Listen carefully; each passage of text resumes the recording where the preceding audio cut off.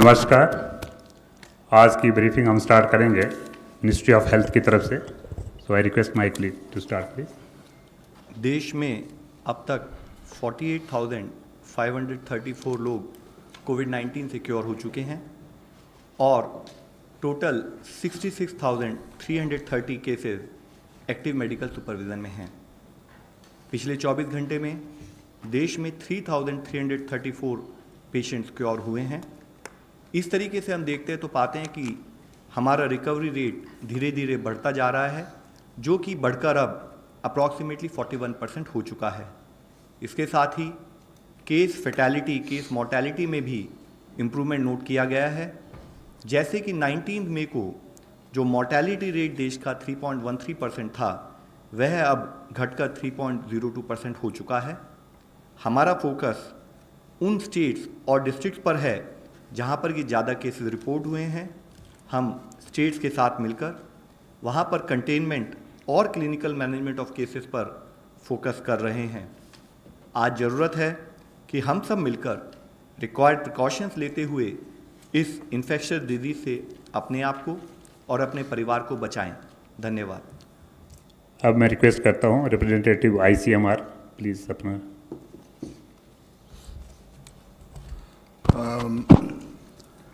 आज दोपहर को 1 बजे तक 27,55,714 टेस्ट हुए। आज चौथा दिन था जब 1 लाख के ऊपर फिर टेस्ट हुए एक दिन में। 1,03,829 टेस्ट टोटल हुए। उसमें 85,542 ये जो 401 वो नेटवर्क में के सरकारी लैब्स हैं उनमें हुए। 18,287 ये प्राइवेट लैब्स जो 178 है उनमें हो गए। Friends, today we are having with us Dr. B.K. Paul, Chairman Empowered Group 1 and National Task Force on COVID-19. We also have with us Sri Praveen Srivastava ji, Secretary, Ministry of Statistics and Program Implementation, and Additional Secretary, Madam T. Rajeshwari ji. So I'll request the Chairman Empowered Group to start the briefing, please.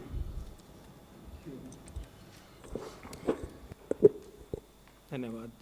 आज हम कोविड-19 की जो भारतवर्ष की fight है, लड़ाई है, जद्दोजहद है, उसका एक जायज़ा लेंगे और देखेंगे हम इस जर्नी में कहाँ तक पहुँचे हैं एज अ बिग पिक्चर, और आगे हम किस तरफ जाएंगे, इस लड़ाई को हम कैसे आगे लेके जाएंगे।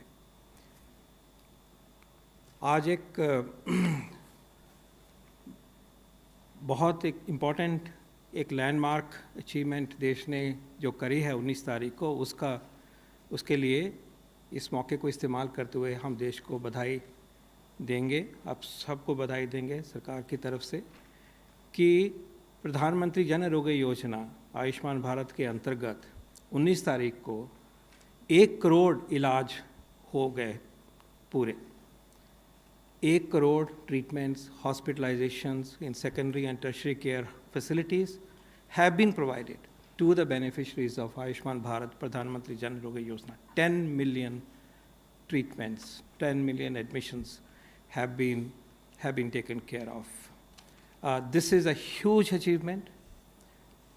This is unprecedented in the history of healthcare of India, and this shows the resolve of the nation to achieve universal health coverage and to ensure financial protection for all. और अगर हम प्रधानमंत्री जी के संकल्प और सिद्धि, संकल्प से सिद्धि का जो उनका नारा है, उनकी गाइडेंस है, उसको लें तो प्रधानमंत्री जन आरोग्य योजना एक प्रारूप है जो कि देश ने करके दिखाया है। और we are very fortunate that this milestone has been achieved. It has helped in saving lives, preventing morbidity, and of course, protecting the poor for their health-related expenses. This is an important milestone that we will celebrate today. Also, the other component of Ayushman Bharat, Health and Wellness Centers, that mission is also moving very effectively, very rapidly, and I'm pleased to say that 40,000 health and wellness centers have been commissioned till date, and more on that will be shared at some point. Thank you. Next one, please. आज हम इस एक महान एक फैसला जो हुआ public health के लिए भारत में, जो एक बहुत बड़ा फैसला लिया गया और देश ने उसको निभाया, लॉकडाउन का फैसला जिसके हम 4th फेज़ में हैं, उससे जो हमें गेन्स हुए हैं, हमें जो फ़ायदा मिला है पेंडेमिक को कंट्रोल करने का और अपनी तैयारी पूरी करने का, उसको हम आपके सामने संक्षिप्त में प्रस्तुत करेंगे। भारत ने ये फैसला सोच के लिया, माननीय प्रधानमंत्री जी ने इसको इस पॉइंट पे लिया जो अर्ली था, टाइमली था, बहुत हालात ख़राब होने से पहले लिया गया। बहुत सारे देशों ने ये फैसले लिए, लगभग सारे ही देशों ने लिए, एक तरह से ये कहा जा सकता है जब ये फैली है एपिडेमिक, लेकिन बहुतों ने लेट लिया, देर से लिया और उसका अलग तरह का नुकसान उन्हें झेलना पड़ा। लेकिन हमारे देश ने ये फैसला टाइमली तरीके से लिया, एक कैलिब्रेटेड रिस्पांस की तरह लिया और ये उस कड़ी में एक graded proactive and preemptive measure था जो कि बहुत शुरुआत से इस पैंडेमिक से लड़ाई करने के लिए भारत ने अपना रास्ता चुना। It was not in isolation. It was part and parcel of our overall strategy, starting with travel restrictions, starting with emphasis on social distancing, starting with mobilizing the state governments, people at large. And then a big decision was taken that we will shut down for a finite period of time to make sure that the transmission chain of the virus is controlled and is hammered, is stopped to the extent possible, and we gain time to be able to respond better in coming weeks and months with much higher level of preparedness. This was the decision that has been implemented by the people of India very effectively. अपने आप में example माना जाता है सारे विश्व में, जिस तरह से इसको अपने देश ने, हम सब ने मिलकर निभाया है। अगर हम देखें कि इसका असर पैंडेमिक पे क्या पड़ा, कोविड-19 की जो केसेस आ रहे हैं उनके ऊपर इसका असर क्या पड़ा, तो ये ग्राफ आपको दिखाता है जिसके एक्स एक्सिस पे डेट्स हैं और शुरुआत की डेट है मार्च की है, 26 की है और 15 मई तक का डेट्स दी गई हैं, और दूसरी तरफ वाई एक्सिस में हम दिखा रहे हैं लाल रंग की जो लाइन है कि ग्रोथ क्या थी, इसकी केसेस की ग्रोथ क्या थी, नए केसेस की ग्रोथ क्या थी। अगर आज 100 थे तो कल अगर वो 115 थे तो 15% ग्रोथ। इसी तरह से इसका एक लॉन्गिट्यूडनल एक ट्रैक आपके सामने प्रस्तुत किया जा रहा है, बहुत सिंपल, इसमें कोई मॉडलिंग नहीं है, बिल्कुल रॉ एक सिंपल मैथमेटिक्स, सिंपल डेटा है। अगर आप देखते हैं कि लगभग 3 अप्रैल तक लॉकडाउन 25 से शुरू हुआ, 3 अप्रैल तक अभी भी केस आने की स्पीड थी वो बढ़ती जा रही थी, लेकिन उसके बाद अब ध्यान से, और वो स्पीड इतनी थी कि 22.6% एक्स्ट्रा केस अगले दिन नए केस हो रहे थे। जब किसी भी तेज़ चलती हुई गाड़ी को हमें रोकना है तो पहले उसकी स्पीड कम होगी, और ये गाड़ी जो चल रही थी वो स्पीड पे कांस्टेंट पे भी नहीं चल रही थी। अभी 40 किलोमीटर पे है तो कल 60 पे चल रही है, परसों 90 पे चल रही है, अगले 140 पे चल रही है, एक्सेलरेट हो रही थी, क्योंकि एक्सपोनेंशियल कर्व है, वायरस का बिहेवियर एक्सपोनेंशियल बिहेवियर है जो हम देखते हैं।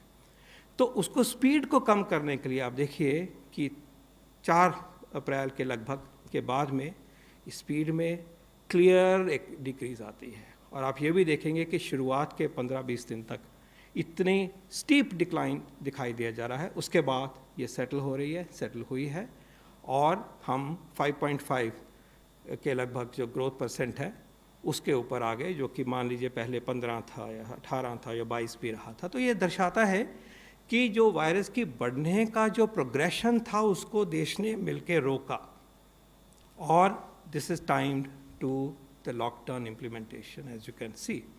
हाँ, ये बात सही है कि इसके बावजूद भी केसेस बढ़े, और जो लाइट ब्लू लाइन्स हैं दिखाती हैं कि केसेस बढ़ रहे हैं, लेकिन एक्सपोनेंशियल ग्रोथ में ये रहेगा। लेकिन आप ये सोचिए कि अगर वो स्पीड वही होती जो 15 और 22% वाली थी तो ये नंबर कहाँ पहुँचा होता है। इससे पहले कई बार हमने डबलिंग टाइम की चर्चा करी है, ये उसी का ही दूसरा रूप है देखा जाए तो।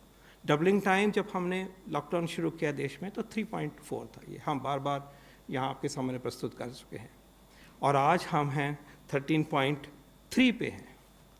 स्लो है, वो डबलिंग जो 3-3.5 दिन में हो रही थी वो आज 13.5 दिन में हो रही है। वो इसी ग्रोथ का एक दूसरा तरफ से अगर देखें तो बात एक ही है।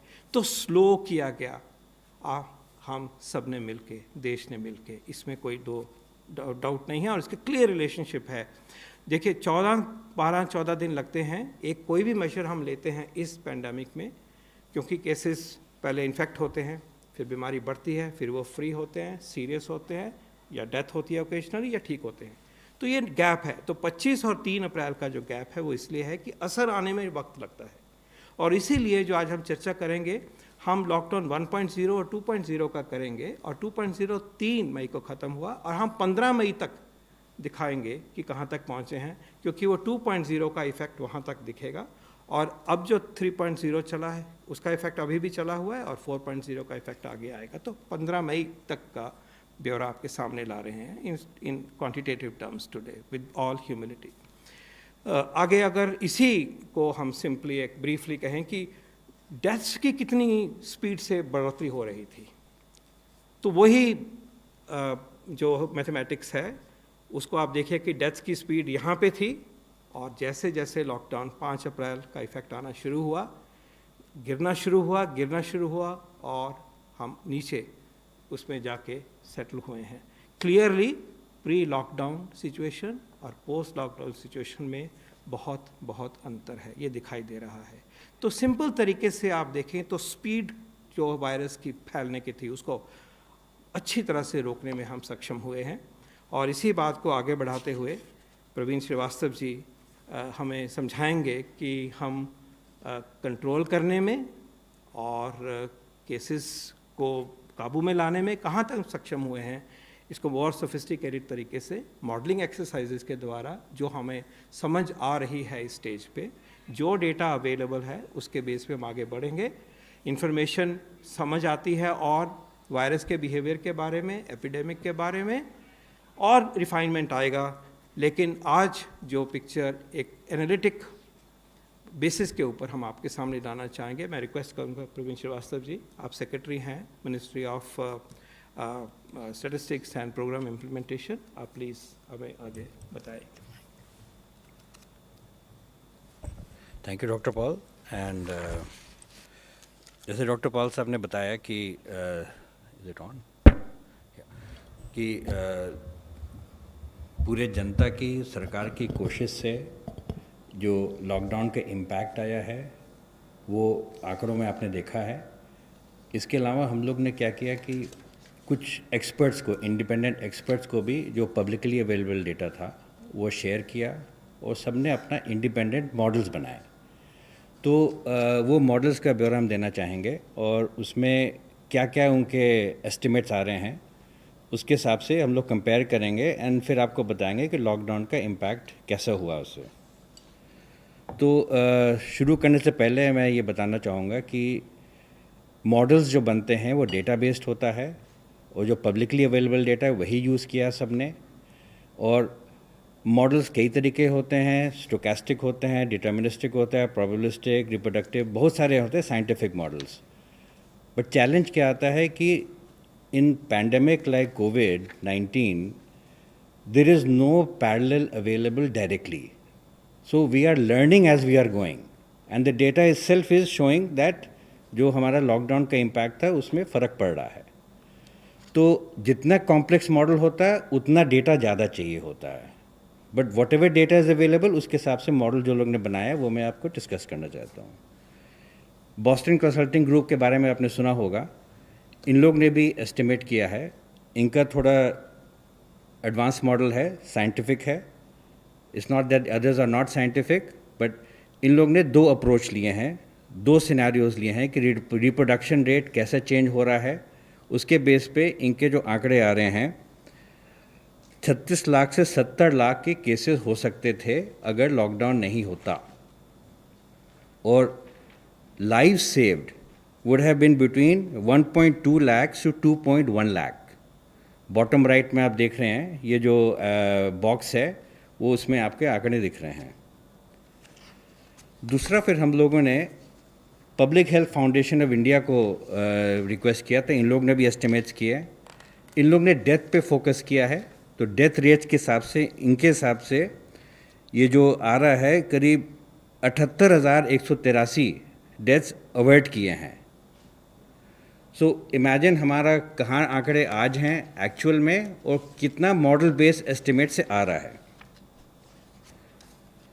तीसरा जो है दो इंडिपेंडेंट इकोनॉमिस्ट हैं, इन लोग ने भी स्टडी किया और एक मॉडल लगाया है और अजम्पशंस दिए हुए हैं इसमें स्लाइड्स में, बट ब्रॉडली ये बता रहे हैं कि करीब 23 लाख केसेस को अवॉइड किया है। मतलब जो अभी हमारे जो आंकड़े हैं उससे उसके जगह पे 23 लाख और बढ़ता, और डेथ्स थे करीब 68,000 और होते कंपेयर टू 3,000 और जो हमारे हैं।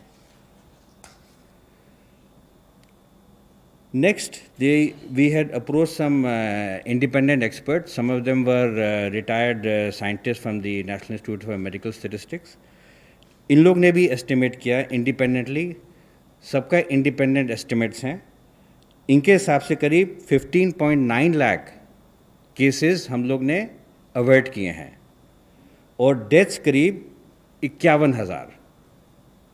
सो आप देख रहे हैं थोड़ा वेरिएबिलिटी है। इसके बाद हमारे मंत्रालय ने इंडियन स्टैटिस्टिकल इंस्टीट्यूट के साथ मिलकर काम किया एंड हम लोग ने देखा करीब 20 लाख डेथ्स अवॉइड किए हैं, 20 लाख केसेस अवॉइड किए हैं और डेथ्स अवॉइड है 53,000,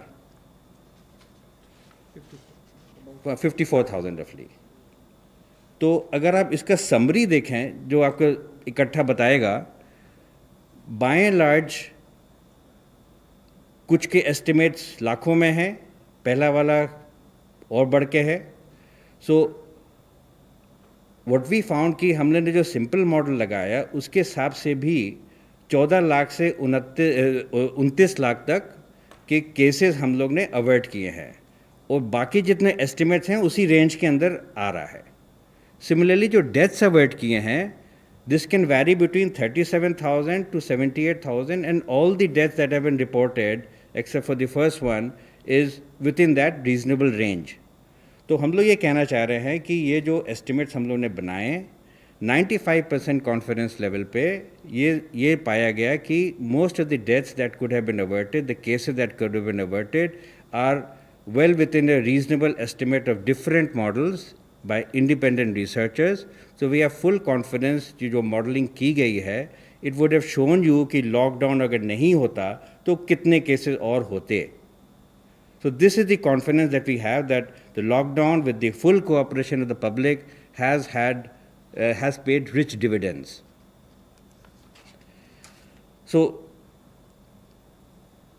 overall, summarizing once again, these are the figures that we are informing to the public, that we have averted anything between 14 to 29 lakhs of cases and deaths between 37,000 to 78,000. Now this gives us confidence that we are on the right track, and with the containment measures, the way we are opening up the economy, the way the people have been sensitized, it will have a significant impact on the outcomes of the measures. Now I hand over the mic back to Dr. Paul to continue the presentation. Thank you. Thank you very much, sir. So this is the summary, which is encompassing the other three models broadly, और clear direction भी clear है, and size of impact इन दो parameters पे clear है, और इसको हम लेके चल सकते हैं आगे।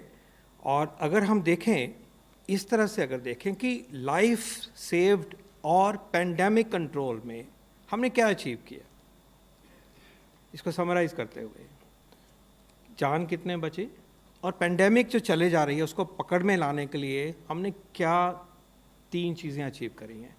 आप देख रहे हैं कि दर्शाता है कि a large number of deaths have been averted. Ultimately pandemic का जो असर है, जिसको कि हिस्ट्री में फिर लिखा जाएगा, कहा जाएगा, वो यही है कि मौतें कितनी हुई।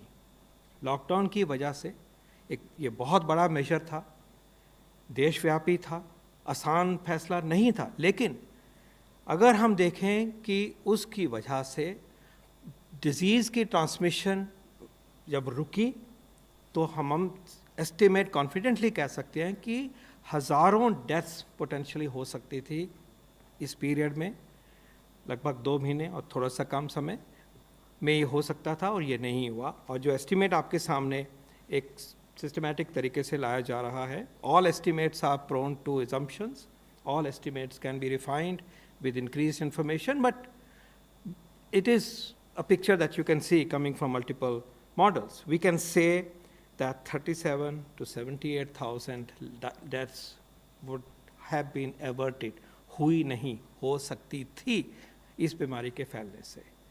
दूसरी बात जो सामने आ रही है, केसेस कितने हो जाते, उन केसेस की जो गिनती की गई है वो उसी तरीके से की गई है जैसे कि हम कंफर्म केसेस को रिपोर्ट करते हैं।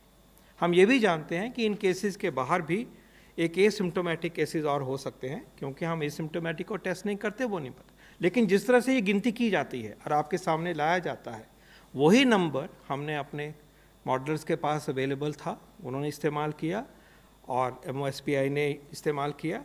तो उसको अगर देखते हैं तो 14 से 29 लाख केसेस तक बचत दिखाई देती है। अगर इसका मिडिल नंबर आप देखना चाहेंगे, और वो आता है यहाँ पे नीचे वाले रो में 20 लाख मिडिल में आ रहा है केसेस जितने बचे, और उसके अराउंड है 14 से 29, और 54,000 आता है, और 37 से 78,000। तो ये कहा जा सकता है विद रीजनेबल कॉन्फिडेंस कि बहुत सारे केसेस होने से, लाखों केसेस नहीं हुए, क्योंकि हमने सबने एक फैसला लिया कि हम घर के लक्ष्मण रेखा को पार नहीं करेंगे। हमने फैसला लिया कि हम डिस्टेंसिंग करेंगे। हमने और भी फैसले लिए कि आप मास्क पहनेंगे। कंटेनमेंट की जद्दोजहद और तेज़ हुई, जहाँ बीमारी गई उसको रोका। सारा कुल मिला के जो लॉकडाउन का फेज़ हुआ, जिसमें लॉकडाउन ने मौका दिया इन चीज़ों को आगे बढ़ाने के लिए, और सबसे बड़ी बात कि वायरस के लिए एक डिस्टेंस क्रिएट कर दिया गया। वायरस एक से दूसरे को लगता है, और लॉकडाउन में हमने उसके लिए मुश्किल कर दिया, क्योंकि स्टैटिक हो गया काम, दूरी बढ़ गई, सोशल डिस्टेंसिंग एक ऑलमोस्ट परफेक्ट तरीके से होनी शुरू हो गई। तो 20 लाख जो 20 की फिगर है, 14 से 29 लाख केसेस नहीं हुए, और 37,000 से 78,000 डेथ्स नहीं हुई। ये दो एक नंबर आपके सामने प्रस्तुत कर रहे हैं। लेकिन एक चीज़ और बड़ी महत्वपूर्ण हुई है, सोचा जाए तो। अब देखिए कि अगर 20 लाख केस और होते तो वो क्या कर रहे होते, बाकियों को इन्फेक्शन दे रहे होते। वो मात्रा भी कम हो गई हमारे देश में, जो व्यक्ति इन्फेक्टेड हैं, जिनमें वायरस होता, आगे जो स्पीड से वायरस बढ़ेगा उसमें भी रुकावट हो गई, क्योंकि आज देश में इतने ही जितने केसेस अवर्ट हुए, वो और शायद और भी जो एसिम्प्टोमेटिक है वो नहीं हैं। इसलिए जो वायरस का प्रोग्रेशन है, आगे का जो फ्यूचर है, उसको भी संजोया, उसको भी स्पीड कम करी, उसका भी नंबर कम किया गया। तो अगर हम ये gain lives saved, epidemic controlled, cases averted, infection predilection reduced, तो ये 3 पॉइंट आपके सामने प्रस्तुत कर रहे हैं। इसको अब आगे बढ़ाते हैं इस बात को। अब हम ये देखते हैं कि और क्या हुआ इस पीरियड के बीच में, और वो बड़ी महत्वपूर्ण चीज़ें हुई हैं इस पीरियड में। लॉकडाउन की फेस में बहुत काम हुआ है, लेकिन सबसे पहले एक बताना चाहेंगे कि जो आउटब्रेक है, पैंडेमिक है हमारे देश में जितनी आई, वो सिमट के रह गई है लिमिटेड लोकेशंस में। इतने बड़े देश के बावजूद होने के बावजूद भी इतना एफर्ट जब सब देश ने लगाया लॉकडाउन का, सब जुड़ गए इसमें और मुश्किल किया वायरस को ट्रांसमिट होने के लिए, तो जो हमारी आउटब्रेक है वो सीमित हुई, लिमिटेड जगह पे रह गई। बहुत सारा देश जो है इससे बच के रह गया। होते रहते हैं, लेकिन अगर आप और जगह भी होते हैं, ज्योग्राफीज में गया है, लेकिन फिर भी अगर आप मोटे तौर पे देखें तो एक क्लियर पिक्चर सामने आती है। आज के कल के कॉन्ट्रैक्ट केसेस को, एक्टिव केसेस को अगर आप लीजिए, एक्टिव केसेस जो कल थे, तो 80% सिर्फ 5 प्रदेशों में थे, सिर्फ 5, और 90% 10 में थे, बाकी 10% बाकी 20 जगह पे 20 स्टेट में थे। ये छोटी बात नहीं है। 2 महीने में बाकी देशों में कहाँ से कहाँ ये पैंडेमिक गई हैं, जिन्होंने कोशिश भी करी उसके बावजूद भी। सो इसको सीमित है ये, इसको आप मान के चले, वायरस एक्सपोनेंशियल तरीके से बढ़ता है और सीमित किया गया, और ये दर्शाता है कि हमारा क्या रिजॉल्व है यूनियन गवर्नमेंट का, स्टेट गवर्नमेंट्स का और सारी जनता का। उससे भी आगे अगर बढ़े तो स्टेट तो बहुत बड़ा होता है, लेकिन उसमें अगर आप देखिए तो हमारे लिमिटेड नंबर ऑफ सिटीज़ में हमारी जद्दोजहद है। आज 60% सारे केसेस 5 सिटीज़ में हैं, 70% 10 सिटीज़ में है। तो सिटीज़ तक सीमित रहा, सिटी वाले ज़िले में सीमित रहा। तो ये सीमित होना भी एक लॉकडाउन में जो एक्शन हुआ है, लॉकडाउन में जो हमने पूरी अपनी मेहनत लगाई सब ने, और एक माहौल बदला वायरस के ट्रांसमिशन का, ये उसको दर्शाता है। और ये हमारे लिए आगे मदद हुई है। जब हम लॉकडाउन की रिलैक्सेशन की तरफ बढ़ते हैं तो ये जब सामने आता कि सीमित है, तो बाकी एरिया में हमें कॉन्फिडेंस मिलता है कि हम उधर रिलैक्सेशन खुल सकते हैं, और हमारी स्ट्रैटेजी आगे जो सशक्त हुई है, ये भी इसका एक नतीजा है। इसी तरह से डेथ्स को भी देख लेते हैं। 80% जो डेथ्स हैं वो 5 स्टेट में हो रही हैं, 95% 10 स्टेट में हो रही हैं। उसके बाहर डेथ्स जो हो रही हैं सिर्फ 5% हो रही हैं। फैली हैं, बाकी भी हैं थोड़े थोड़े, कई जगह बहुत ही कम है। और फिर वो बात आती है कि ये तो सिटी वाइड डिजीज़ है, अर्बन डिजीज़ है, अर्बन डिस्ट्रिक्ट्स की डिजीज़ है, और 7% डेथ्स जो हैं वो 5 सिटीज़ में है और 70% 10 सिटीज़ में है। तो सीमित हुआ है ये संक्रमण, इस सारे एफर्ट की वजह से ये दर्शाते हैं। लेकिन आगे की तैयारी जो हुई है इस पीरियड में, आगे के लिए जो तैयारी हुई है, वो एक बहुत बड़ा गेन है, एक बहुत बड़ा हमारे लिए संजोई हुई एक ताकत फ्यूचर के लिए पैदा हो गया। हम फ्यूचर के लिए रेडी हो गए, आज के लिए तो रेडी हैं, आज तक तो कंट्रोल में रखा है, लेकिन हम जो फ्यूचर में हमारी तैयारी हो गई है उसका ब्रीफ में मैं आपको देखा देना चाहूँगा। सबसे पहले हेल्थ का इंफ्रास्ट्रक्चर जो है कोविड के लिए तैयार किया गया। कोविड की बीमारी 150-200 दिन की बीमारी है, था ही नहीं इस प्लैनेट पे ये वायरस। इतने शॉर्ट पीरियड में, लेस देन 2 मंथ्स अगर आप देखें, और ये चर्चा लव बताते रहते हैं फ्रॉम टाइम टू टाइम, लेकिन आज इसको कहना बड़ी ज़रूरी बात है। अगर हम अपने डेडिकेटेड हॉस्पिटल्स की बात करें, जो टर्शरी केयर का लेवल होता है, तो कहीं लगभग कुछ भी नहीं था जब शुरू किया, तो आज 1093 फैसिलिटीज़ हैं और 1,85,306 बेड्स क्रिएट हो चुके हैं। उनको रीपर्पस किया गया, उनको तैयार कर लिया गया है। और जो डेडिकेटेड हेल्थ सेंटर्स होते हैं, ऑक्सीजन की सुविधा जहाँ पे रखी जाती है सपोर्टिव केयर की, 2,402 फैसिलिटीज़ हैं और 1,38,652 आइसोलेशन बेड्स जो हैं उसमें जो बेड्स हैं वो उपलब्ध हैं।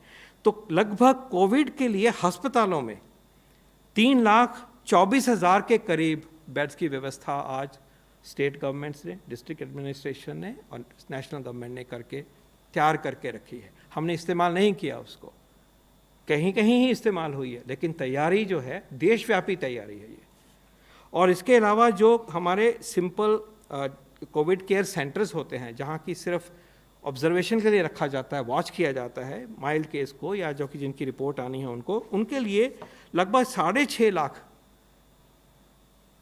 बेड्स की व्यवस्था की गई है। ये एक मामूली अचीवमेंट नहीं है। देश अपने रिसोर्सेज के जो को ही लेके इतने पूरे स्तर पर तैयार है इसको फेस करने के लिए, और आगे की चुनौती को भी संभालने के लिए तैयार है।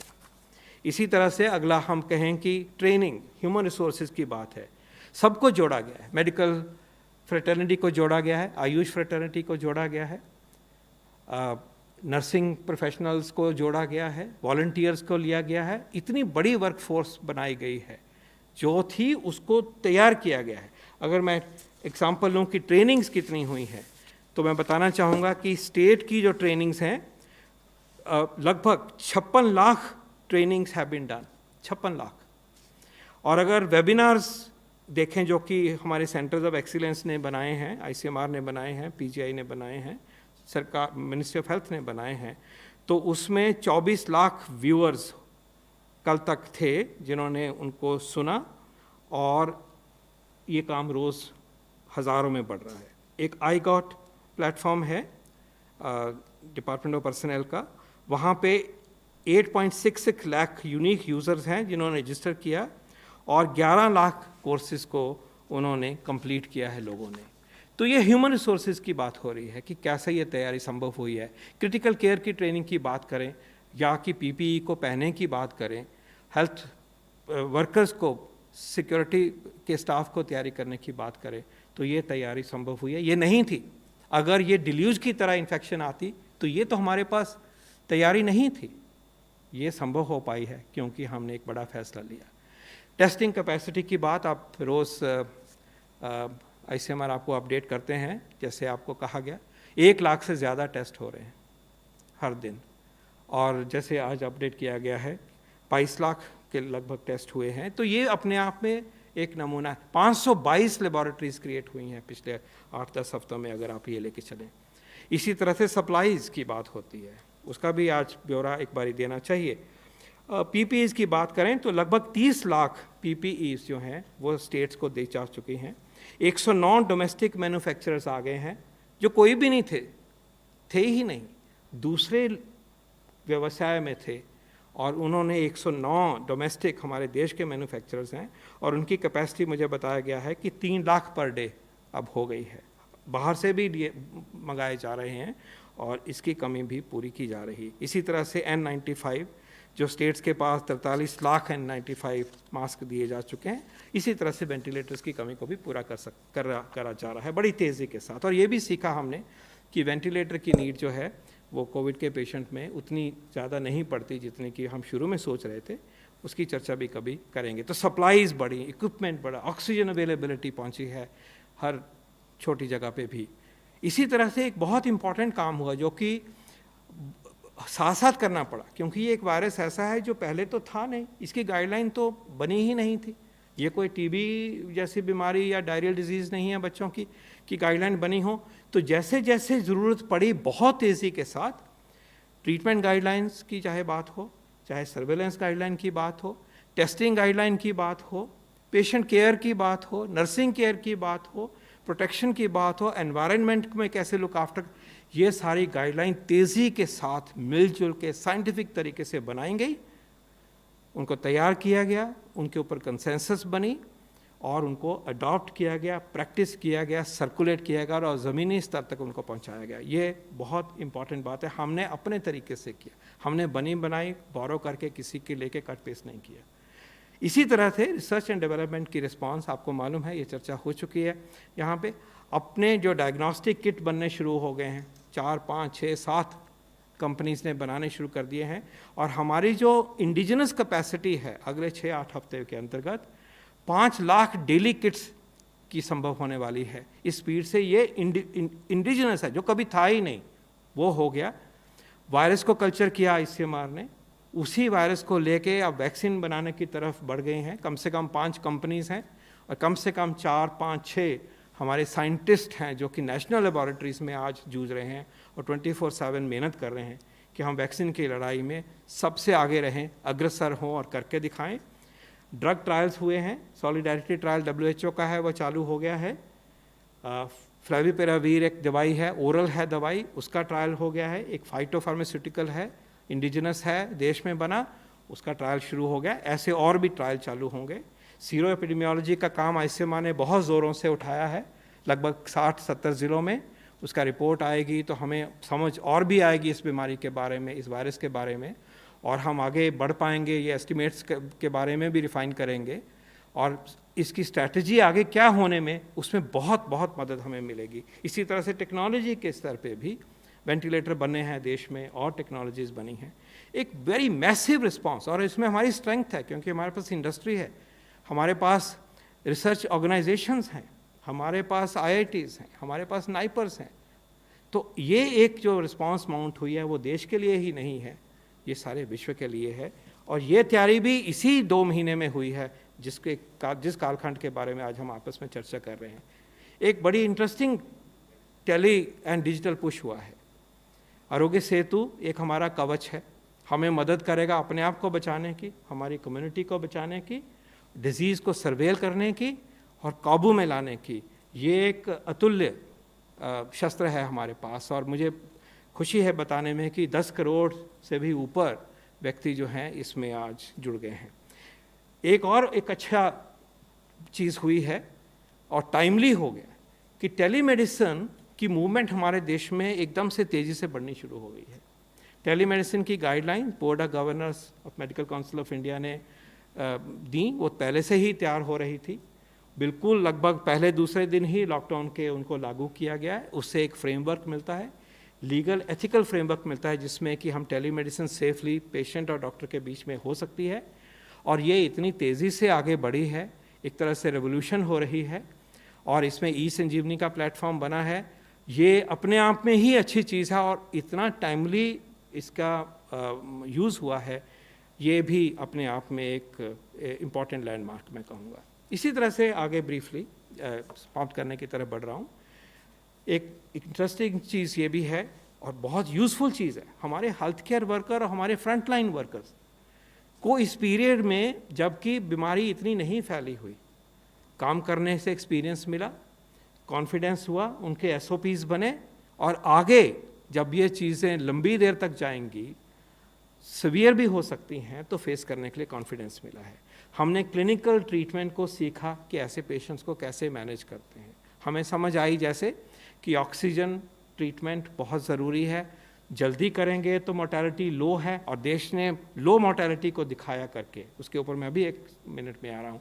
लेकिन क्लिनिकल एक्सपीरियंस से समझ आई हमें, हमारा कॉन्फिडेंस बढ़ा कि इस तरह से हम कैसे मैनेज करें।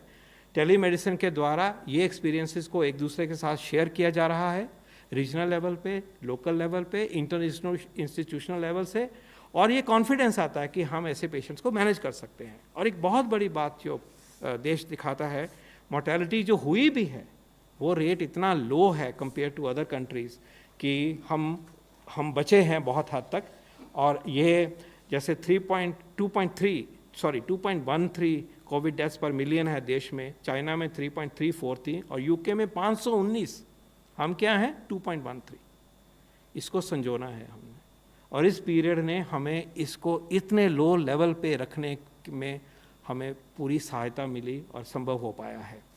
इसी तरह से अगर आप सोचिए कि एक वैक्सीन जो है वो 12 महीने के बाद ही आना था, जो नई दवाई 12 महीने के बाद आनी थी, तो इन 2 महीनों में डिजीज़ को कंट्रोल करा, लो मोर्टेलिटी रखी, तो हमारा जो इंतज़ार का पीरियड है वो 10 महीने रह गया। हम उस तरफ जाने के लिए भी देश जो है बेटर पोजीशन में हो गया। अगर ये नहीं होता, ओवरवेलमिंग इन्फेक्शन फैल रही होती, तो हमारा नुकसान हो चुका होता। उस नुकसान को बचाते हुए हम आगे फ्यूचर में भी बेटर आउटकम के लिए पहुँचे हैं। और अबव ऑल जो कि देश ने करके दिखाया, एक स्ट्रॉन्ग सर्वेलेंस सिस्टम, कंटेनमेंट करी गई, कॉन्टैक्ट ट्रेसिंग करी गई देश में जगह जगह पे जाके, उसका जिक्र मैंने पिछली कॉन्फ्रेंस में भी आपसे करा था। This has been a great strength of India. Next one, सबसे बड़ी बात 2 आती हैं। एक तो ये है कि देश तैयार हुआ, देश की व्यवस्था तैयार हुई, एडमिनिस्ट्रेशन तैयार हुआ, स्टेट्स, हम सब ये नॉलेज ज़ीरो से शुरू किया कुछ ही हफ्ते पहले, लेकिन आज उसको मैनेज करने के लिए हमारे प्रदेश की सरकारें तैयार हैं, ज़िले के एडमिनिस्ट्रेशन तैयार हैं, उनको भी पता है कि कैसे इससे लड़ाई करनी है, म्यूनिसिपैलिटीज़ हमारी तैयार हैं और पंचायतें तैयार हैं। सो देश को प्रिपेयर्डनेस के लिए जो वक्त मिला उसको अच्छे तरीके से इस्तेमाल किया गया, और एक पूरी देशव्यापी तैयारी के साथ आज हम खड़े होकर कॉन्फिडेंटली कह सकते हैं कि आगे की जर्नी को हम पूरे तरीके से आगे बढ़ा सकते हैं, उस चैलेंज को हम मीट कर सकते हैं। अंत में मैं ये कहना चाहूँगा कि एक जो शायद सबसे बड़ी उपलब्धि जो है वो है कि एक पीपल्स मूवमेंट हमारे देश में कोविड के खिलाफ शुरू हो गई है। ये जो जंग है, ये जंग नहीं है, ये जन आंदोलन है। इसमें हमने सिर्फ अवेयरनेस नहीं रखी कि हमें जानकारी हो ना, जानकारी तो आसान है, लेकिन हमने अपना बिहेवियर बदला। और माननीय प्रधानमंत्री जी ने इसको, he led from the front to guide us how to change our behaviour. तो अवेयरनेस एक फर्स्ट लेवल होता है, वो काफ़ी नहीं होता, बिहेवियर बदला। हमने लॉकडाउन में वो बिहेवियर निभाया और आज हम सब उस बिहेवियर को निभा रहे हैं और इसको एक जन आंदोलन का रूप मिला है। और ये जो संकल्प है, इसको सिद्धि तक ले जाने के लिए, कोविड को हराने के लिए हम जब सब इकट्ठे हो गए हैं, ये एक सबसे बड़ी हमारी शक्ति होगी, जैसे हम अगले जर्नी में हम आगे जाएंगे। इस पॉइंट पे मैं कहना चाहूँगा कि हमें बहुत कॉशियस रहना पड़ेगा। अभी तक जो अचीव कर पाए हैं, एक ख़ास माहौल पैदा किया गया, लेकिन अब हम रिलैक्स भी कर रहे हैं।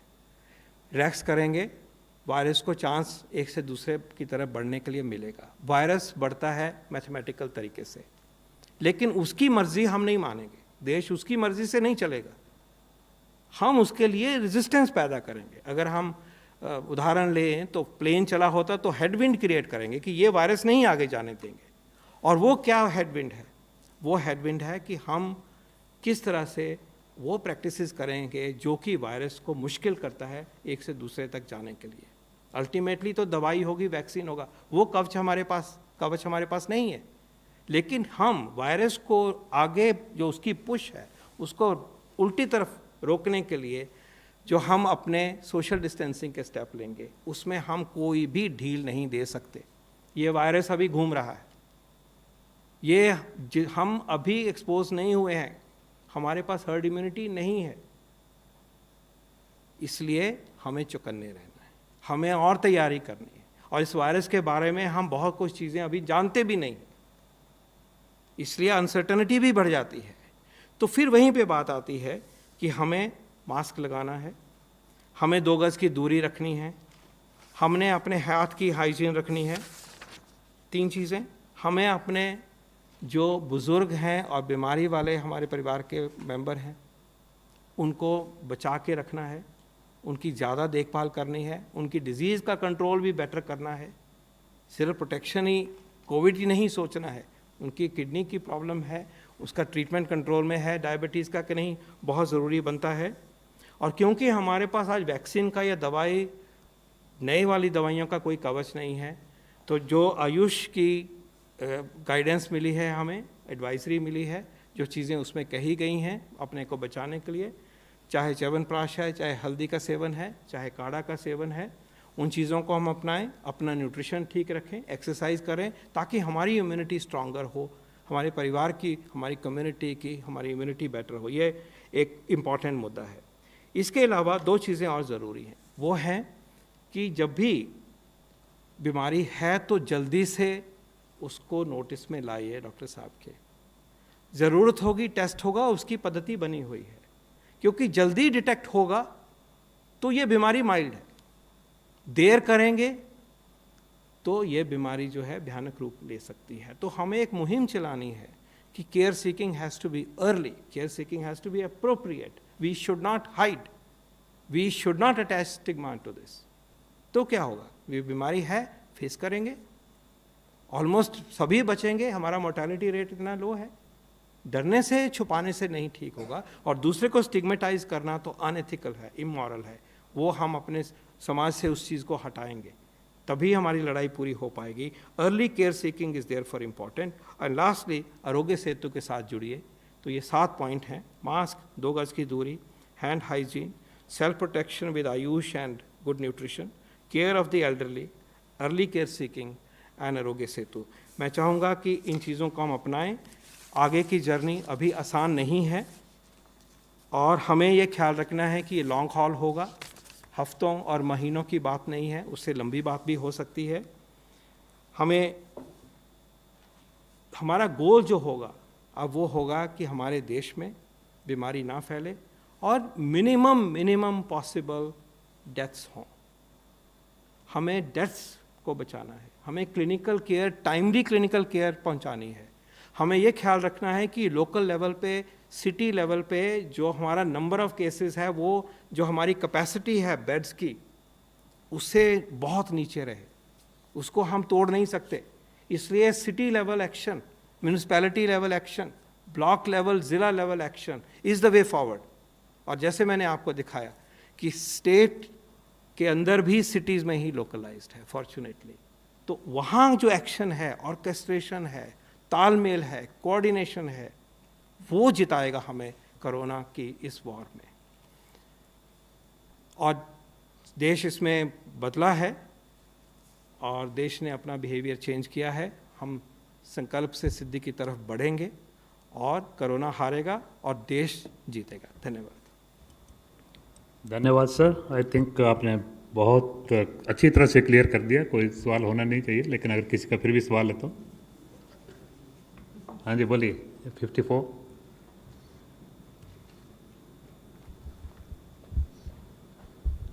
पॉल सर, आपसे 2 सवाल है। मैं प्रशांत हूँ एबीपी न्यूज़ से। पहला तो आज जो आपने कहा, अब लॉकडाउन कहने के लिए तो है, लेकिन दिल्ली में अगर देखें तो आम जिंदगी लगभग वापस आ गई है मेट्रो छोड़कर, बाकी दुकानें खुल गई हैं, सड़कें हैं। तो आप जब लॉकडाउन से इतने फ़ायदे हैं, ये उन दिनों की बात है जब कंप्लीट लॉकडाउन था। अब हवाई जहाज़ भी शुरू होगा, ज़्यादा ट्रेनें शुरू होंगी, तो आपको लगता है कि उससे तो फिर हम लोग बैक टू स्क्वायर वन आ सकते हैं? उसकी आशंका है। दूसरा सवाल, आप जब पिछली बार आए थे आपने एक ग्राफ दिखाया था जिसकी बड़ी बातचीत हुई है सोशल मीडिया पर, लोगों ने कमेंट किया है।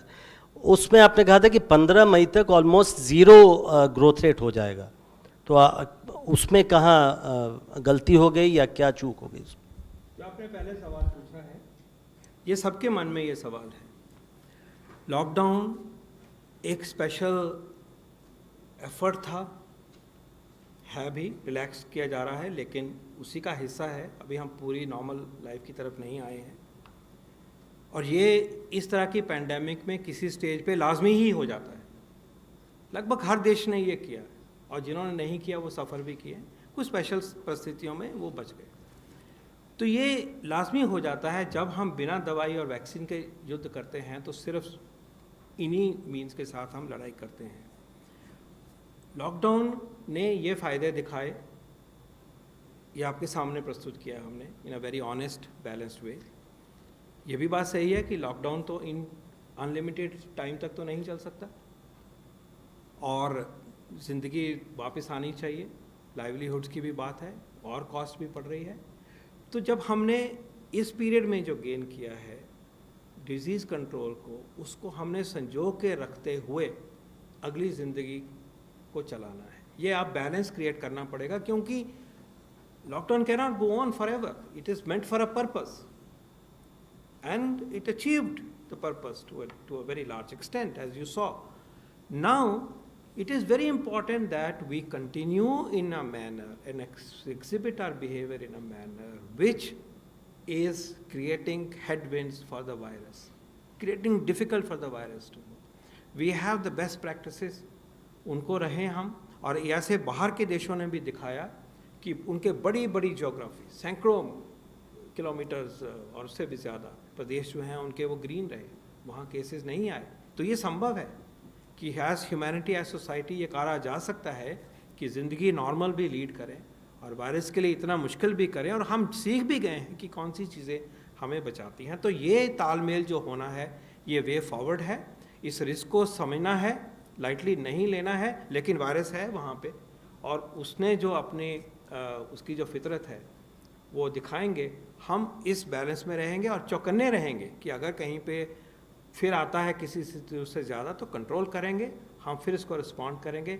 यही वे फॉरवर्ड है। और जो दूसरी बात आपने करी है, वो एक ग्राफ दिखाया गया था, हम उस दिन शेयर कर रहे थे कि जो उस दिन की सिचुएशन थी, महीने के ऊपर जैसे हम देख रहे थे स्लो होना शुरू हो गया था, और हमने ये भी कहा था कि आगे स्लो होना चाहिए।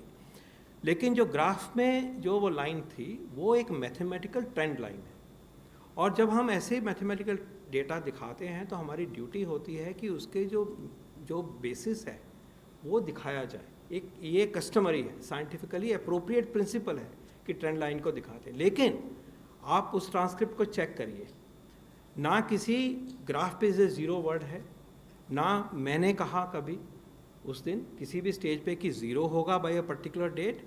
ये सब मन में बनती गई चीज़ें, मैं कहूँगा कि प्लीज़ उसको आप इसी परिप्रेक्ष्य में लीजिए कि आपको फैक्चुअल इन्फॉर्मेशन दिखाई गई। कोई क्लेम नहीं कहा गया कि इस डेट तक ज़ीरो होगा, यही कहा गया कि स्लो हुआ है, आगे देखते हैं।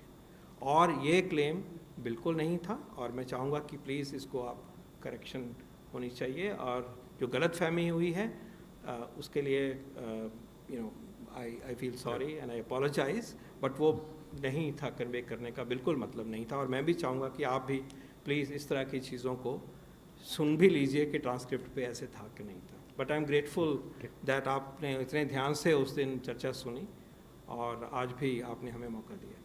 116 पॉल सर, मेरा नाम कुमार कुंदन है। मेरा सवाल ये है कि आपने जितने स्टैट दिखाए उसमें ये बताया कि लॉकडाउन हुआ उसकी वजह से इतने केसेस कम हुए। क्या आप लोगों ने ऐसा भी कोई स्टैट तैयार किया है कि आपका प्रोजेक्शन क्या है, कितने केसेस हिंदुस्तान में हो सकते हैं और फर्टिलिटी कितनी हो सकती है? ये सवाल फिर वही है जो सबके मन में है ये सवाल, और इसका जवाब आसान नहीं है। उसकी पहले वजह बताता हूँ, फिर बताता हूँ कि लोग कैसी बातें करते हैं इसके बारे में, या मॉडलर्स क्या कहते हैं, वो मैं बाद में बता दूँ। पहली बात तो ये है कि जैसे मैंने कहा, एक फंडामेंटल प्रिंसिपल आप समझ लीजिए कि जो एक्चुअल ट्रेजेक्ट्री होने वाली है वो वायरस के बिहेवियर से या उसके मैथमेटिक्स से नहीं होने वाली। सिर्फ वो अपने तरीके से, मैथ के तरीके से बढ़ेगा बढ़ेगा बढ़ेगा, ये हमें मालूम है, राइट, क्योंकि वो 1 से 2, 2 से 4 पे जाता है। लेकिन उसको जितना हम रोकेंगे, असली ट्रेजेक्ट्री तो उसके बेस पे बनेगी। तो जितना हमने रोकना है वो एक इक्वेशन में फिट नहीं हम कर सकते कि जी हमारी कितनी सोशल डिस्टेंसिंग रहेगी, फिजिकल डिस्टेंसिंग रहेगी, हमारा कितना अपने आप को बचाने का रहेगा, हमारा कितना हैंड हाइजीन रहेगा, हम कितना सर्वेल कर पाएंगे, ये सारा वेरिएबल है। अगर ये परफेक्ट हो तो वायरस रुकेगा, बहुत हद तक रुक जाएगा। लेकिन अगर वो इम्परफेक्ट हो, हम गलती करेंगे, फिर फैलेगा।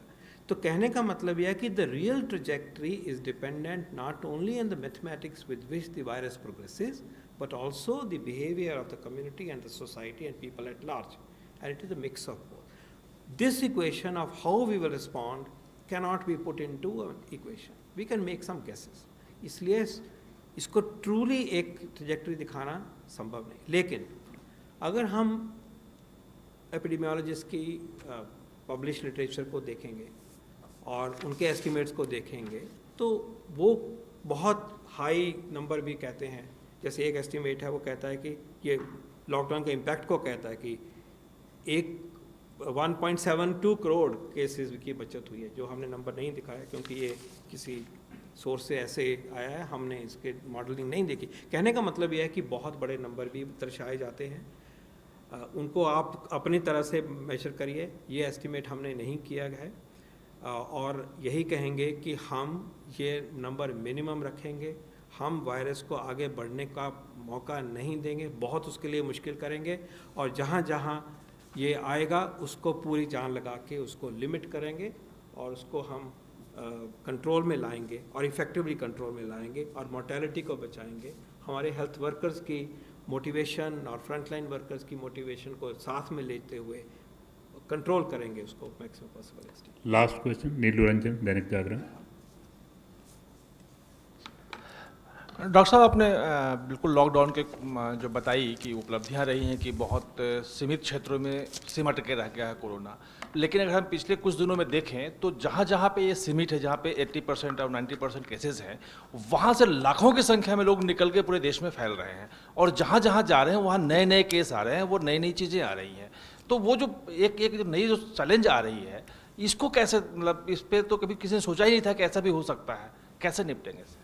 देखिए, जब ये हुआ एक ख़ास परिस्थिति में हुआ, लेकिन जब हमने रिलैक्स करना था या होता तो आवाजाही होनी ही थी, और अगर देर करते लॉकडाउन में तब भी ट्रैवल हो रहा होता। तो एक ह्यूमन इशू एक से एंगल है, उसको एड्रेस कर रही है सरकार पूरी सेंसिटिविटी के साथ, संवेदना के साथ और रिस्पॉन्सिबिलिटी के साथ। लेकिन एपिडेमियोलॉजिकली आप बिल्कुल सही बात कह रहे हैं कि एक जगह से जहाँ पे संक्रमण हो दूसरी जगह जाएगा तो फैलेगा। अब आप उसके बारे में उसके SOPs अगर देखें तो कहा गया है कि उनको हम क्वारंटाइन में रखेंगे, उनका हमने टेस्टिंग का भी अलाउ कर दिया है, और पूरी वॉच है हमारे मंत्रालय की और स्टेट के मंत्रालयों की डिपार्टमेंट्स की कि वहाँ अगर कुछ होगा तो कंटेन करेंगे। कंटेन करना रूरल एरिया में इन अ वे ज़्यादा आसान है क्योंकि डेंसिटी ऑफ पॉपुलेशन नहीं है, लेकिन हमने अपने रूरल एरियाज़ को जहाँ तक हो सके इस संक्रमण से बचा के रखना है। अभी नहीं है, हमने उसमें जहाँ तक होगा वहाँ फैलने से रोकना है। इसमें भी कोई डाउट नहीं है कि हमारी पार्ट ऑफ द स्ट्रेटजी है। तो ये फिनोमिनन होंगे ही, ये रोके जा सकते नहीं है बियॉन्ड अ पॉइंट। लॉकडाउन जैसी सिचुएशन धीरे धीरे रिलैक्स होगी और उसके अंतर्गत अगर ये हुआ है तो जो साइंटिफिक तरीके से, एक्सपीरियंशियल तरीके से इसको रोकना है, कंटेन करना है, उसको करा जाएगा और करा जा रहा है। Thank you very much, sir. Thank you, friends.